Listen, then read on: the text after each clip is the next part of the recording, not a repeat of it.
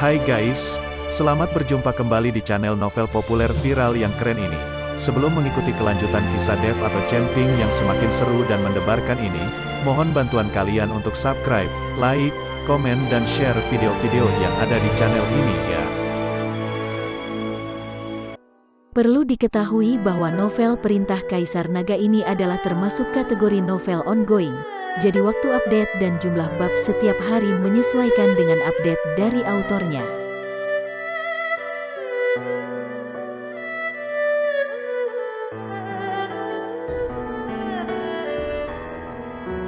Perintah Kaisar Naga bab 3480, 3481, 3482. Dev membawa Helena dan Baikian menuju pintu masuk medan perang dewa dan iblis.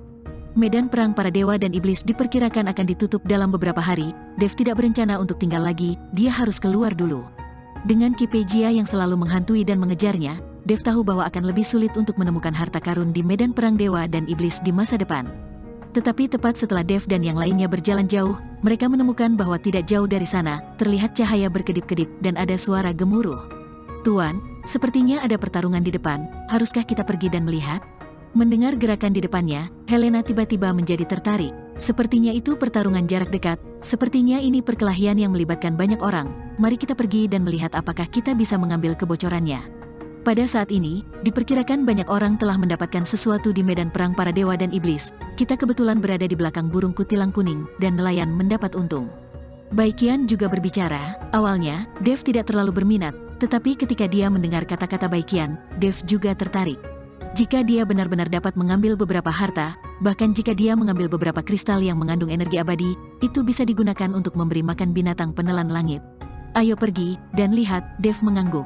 Ketika Dev dan yang lainnya tiba, mereka menemukan bahwa ada lebih dari selusin orang, menggunakan berbagai cara untuk terus membombardir lingkaran sihir di depan mereka.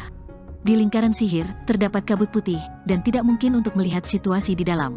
Tampaknya lingkaran sihir ini sangat kuat, dan di bawah serangan lusinan orang ini, formasi sihir itu tidak rusak sama sekali. Lebih dari selusin kultivator menyerang untuk waktu yang lama, jelas mereka terlihat lelah dan terengah-engah, tapi mereka masih tidak berdaya untuk menghancurkan formasi sihir itu. Pada saat ini, seorang lelaki tua berjubah kain abu-abu berbicara, "Tuan Seng, kami tidak ingin merampok harta Anda, mengapa Anda menahan kami seperti ini? Kami hanya ingin beberapa mantra fora dari Tuan keluarga Seng." Ketika kepala keluarga Seng datang ke medan perang dewa dan iblis ini, dia tidak akan segan untuk mengeluarkan bahkan beberapa mantra formasi kan? "Meskipun kami tidak dapat menghancurkan formasimu, jika kamu terus melakukan ini, ketika medan perang dewa dan iblis ditutup, lingkaran sihirmu pasti akan menghilang." Pada saat ini, semua orang di keluarga Seng berada di lingkaran sihir, dan wajah mereka sangat serius. "Tuan, bawalah wanita tertua dan tuan muda dan pergi dulu. Saya akan memimpin yang lain untuk menghentikan orang-orang ini," kata sesepuh agung kepada Seng Bushi. Seng Bushi menggelengkan kepalanya, "Tidak ada gunanya. Orang-orang ini jelas tidak ingin kita pergi. Jika tidak berhasil, berikan saja mereka beberapa jimat. Selama kita memiliki jimat dari Sekte Tianfu di tangan kita, kita tidak perlu takut kita tidak punya kesempatan untuk membalas dendam." Seng Bushi ingin berkompromi, selama orang-orang ini tidak mengambil buku mantranya. Tetua Agung terdiam, karena tidak ada yang tahu apakah orang-orang ini mau pergi hanya dengan diberi beberapa jimat formasi. Jika ada upaya lain, maka mereka dalam bahaya. Saat ini, Dev mengerutkan kening ketika dia mendengar kata-kata lelaki tua itu. "Tuan, keluarga Seng sedang dalam formasi. Apakah mereka belum meninggalkan medan perang para dewa dan iblis?" kata Helena. "Sepertinya mereka menjadi sasaran orang-orang itu dan terjebak di sini tanpa bisa pergi," kata Baikian. Dev melihat ke selusin kultivator, kebanyakan dari mereka berada di alam kesengsaraan tingkat kelima, hanya ada 2 dari mereka di alam kesengsaraan tingkat 6, mereka tidak terlalu tinggi. "Selamatkan keluarga Seng." Setelah Dev selesai berbicara, dia langsung menuju ke tempat pertempuran. Helena dan Baikian segera mengikuti. Ketika ketiga orang itu muncul, selusin kultivator jelas tercengang, dan kemudian menatap Dev dan yang lainnya dari dekat. Orang tua berpakaian abu-abu melihat ke arah Dev dan menemukan bahwa Dev hanyalah seorang kultivator tingkat pertama di alam kesengsaraan. Dia mendengus dingin dan berkata, "Siapa kamu? Segera pergi dari sini. Apakah kamu tidak melihat kami sedang melakukan bisnis? Apakah kamu berbicara denganku?" Dev berkata sambil tersenyum tipis. "Omong kosong, jika aku tidak berbicara denganmu, memang kau pikir aku bicara dengan siapa?" kata lelaki tua berbaju abu-abu dengan wajah dingin. "Kamu berani bicara seperti ini padaku, kamu cari mati." Setelah Dev selesai berbicara, dia mundur selangkah. Dan Baikian di belakangnya langsung meledak dengan aura alam kesengsaraan tingkat ke-7. Aura ini seperti beban gunung, dan langsung menekan lelaki tua berbaju abu-abu itu ke tanah. Ketika kultivator lain merasakan aura alam kesengsaraan tingkat ke-7 di tubuh Baikian, ekspresi mereka berubah drastis dan mereka semua mundur. Kamu berani berbicara dengan adikku seperti ini, menurutku kamu bosan hidup. Baikian menatap lelaki tua berbaju abu-abu itu dan berkata dengan nada meremehkan. Orang tua berpakaian abu-abu itu memiliki wajah yang penuh kepanikan, dan dia dengan cepat memohon belas kasihan, selamatkan hidupku, aku salah, aku salah. Melihat lelaki tua itu mengakui kesalahannya, Baikian melambaikan tangannya dengan lembut, dan lelaki tua berbaju abu-abu itu terbang beberapa mil jauhnya dalam sekejap. Ketika kultivator lain melihat ini, mereka berbalik dan lari. Orang-orang ini menindas yang lemah dan takut pada yang kuat. Dan Seng Bushi, yang berada di lingkaran sihir, tampak bersemangat, ini Tuan Chen dan yang lainnya, anggota keluarga Seng lainnya juga sangat senang. Formasi dengan cepat dibuka, kabut putih menghilang, dan keluarga Seng semua keluar dari formasi. Tuan Chen, terima kasih banyak telah menyelamatkan kami lagi. Seng Bushi berkata dengan penuh terima kasih. Tuan Seng, sama-sama. Tampaknya dalam beberapa hari terakhir, medan perang para dewa dan iblis pasti akan menjadi lebih kacau.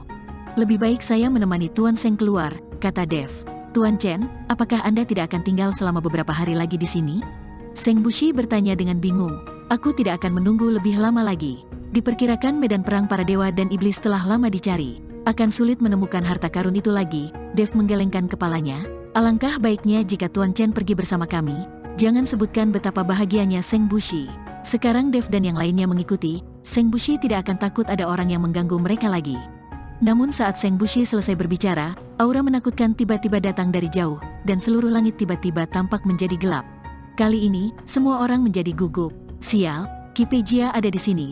Dev mengerutkan kening. Merasakan aura menakutkan, wajah keluarga Seng pun berubah drastis. Jika kamu berani berbohong padaku, aku akan membuat kematianmu sangat buruk. Suara Qi Peijia terdengar pelan. Begitu dia selesai berbicara, sosok Qi Peijia muncul di depan semua orang. Melihat Qi Peijia, Dev terlihat sangat jelek. Dia tidak menyangka orang ini akan mengejar ketinggalan begitu cepat, dan sepertinya Raja Serangga Ulat Sutra beracun itu tidak berdampak apapun padanya. Serangga Raja Racun Gu Ulat Sutra Emas miliknya tidak dapat membunuh Qi Peijia. Sekarang semua orang dari keluarga Seng ada di dekatnya, sulit bagi Dev untuk melarikan diri bahkan jika dia menginginkannya.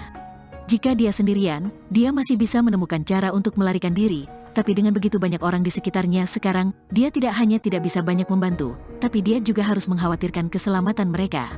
Aku akan bertarung dengan Qi Peijia nanti. Tidak ada yang boleh mempedulikan aku. Kalian bawa keluarga Seng dan segera pergi. Lebih cepat lebih baik. Dev memberikan instruksi kepada Helena dan Baikian. Bagaimana kamu bisa menghadapi orang ini sendirian? Meskipun aku bukan lawannya, tapi aku selalu bisa membantumu, kata Baikian. Baikian berada di alam kesengsaraan tingkat ke-7, jadi dia masih bisa menghadapi Qi Peijia melalui 2 gerakan. Jangan khawatir, selama kamu bisa kabur, aku juga bisa kabur. Kalau tidak, tidak ada yang bisa kabur. Dev berkata dengan cemas. Melihat Dev seperti itu, Baikian hanya bisa mengangguk, dia tidak perlu khawatir, karena Dev memang bisa kabur. Tidak ada di antara kalian yang bisa melarikan diri. Qi Peijia tahu bahwa Dev ingin semua orang melarikan diri, jadi dia mengambil langkah maju, dan tiba-tiba pedang panjang hitam menusuk Dev. Lari, Dev berteriak keras, dan cahaya kemasan yang tak terhitung jumlahnya muncul dari tubuhnya. Tubuh emas yang tidak bisa dihancurkan itu langsung membungkus Dev dengan erat. Terlebih lagi, di bawah kaki Dev, 2 nyala api benar-benar menyala. Pada saat yang sama, tubuh Dev langsung menghilang, dan pedang panjang Qi Peijia menembus bayangan Dev. Sihir luar angkasa, aku tidak menyangka kamu akan bersembunyi dengan sangat cepat, Qi Peijia sedikit terkejut dan berkata. Dev juga terkejut, melihat di mana dia berdiri, jaraknya hanya 10 meter. Dev sedikit mengernyit, dia secara tidak sengaja menggunakan langkah pengendalian api. Meskipun dia belum sepenuhnya menguasainya, dia hanya mundur selangkah dan sudah berada lebih dari 10 meter. Dev sedikit menyesal ketika dia mengetahui bahwa langkah pengendalian api sangat berguna. Jika dia tidak membuat Raja Bintang Roh Api marah pada saat itu, mungkin sekarang langkah pengendali apinya dapat memotong beberapa mil jauhnya dalam 1 langkah. Dan dia tidak perlu terlalu takut lagi pada Qi Peijia, tapi tidak ada gunanya menyesal, tidak ada obat penyesalan di dunia ini. Dev hanya bisa mempelajarinya sendiri secara perlahan di masa depan. Saat ini, Baikian dan Helena memimpin semua orang di keluarga Seng untuk melarikan diri dengan cepat. Saat keluarga Seng melarikan diri, mereka terus menyiapkan formasi untuk menghalangi pengejaran Qi Peijia. Namun Qi Peijia bahkan tidak melihat mereka sama sekali, tapi dia menatap Dev. Kemudian seluruh energi iblis di tubuh Qi Peijia terpancar dari tubuhnya dan langsung mengembun menjadi seekor harimau, menyerbu ke arah Dev. Melihat hal ini, Dev ingin menggunakan langkah pengendalian api untuk menghindar lagi, namun kali ini dia gagal dan langsung terkena terkaman harimau itu. Tubuh Dev terbang mundur seperti anak panah dari busurnya dalam sekejap. Lalu dia terus menabrak pohon di belakangnya, membuat lubang yang dalam di tanah. Tuan, ketika Helena melihat Dev terlempar, dan matanya menjadi merah, "Helena, jangan impulsif, cepat pergi." Baikian meraih Helena dan lari dengan cepat. Melihat Dev dijatuhkan olehnya hanya dengan satu pukulan, Ki Pejia memasang cibiran di wajahnya.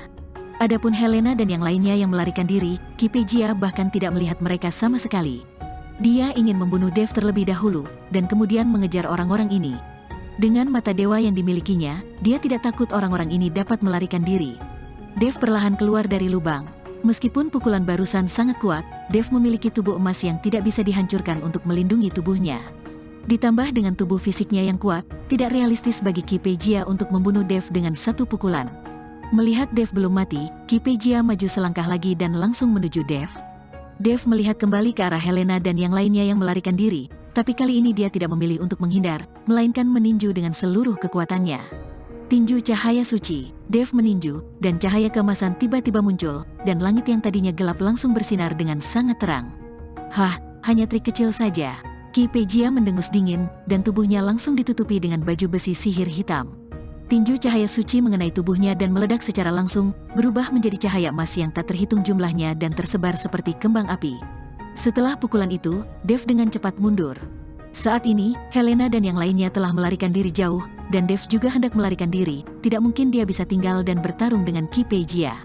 Kubilang, kamu tidak bisa melarikan diri. Kabut hitam memenuhi tubuh Ki Pejia, dan kemudian kabut hitam yang tak terhitung jumlahnya berubah menjadi rantai besi, langsung menuju ke arah Dev seperti tentakel. Ketika Dev melihat ini, dia hanya bisa mengeluarkan pedang pembunuh naganya dan menebas kabut hitam. Pedang Dev diayunkan, langsung memotong rantai besi yang berubah menjadi kabut hitam, tetapi beberapa rantai besi lagi mulai membungkus tubuh Dev lagi. Melihat situasi ini, Dev tahu bahwa dia tidak bisa menghentikan Ki Pejia tanpa menggunakan busur Raja Dewa. Tepat ketika rantai besi kabut hitam itu hendak mencapai Dev, Dev mengeluarkan busur Raja Dewa. Dengan tarikan biasa, busur Raja Dewa telah ditarik sepenuhnya. Panah cahaya padat yang tak terhitung jumlahnya muncul di haluan. Panah cahaya ini sangat jernih, seperti patung es. Antara langit dan bumi, titik cahaya yang tak terhitung jumlahnya berkumpul menuju haluan Dewa Raja Dev.